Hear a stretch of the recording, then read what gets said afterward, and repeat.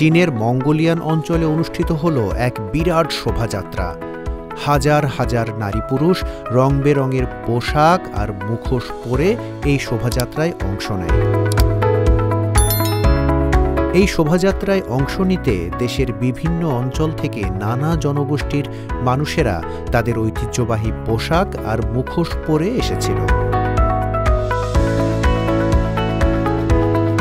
এটি ছিল তাদের ঐতিহ্যবাহী লোকশিল্পের এক বিশেষ প্রদর্শনী।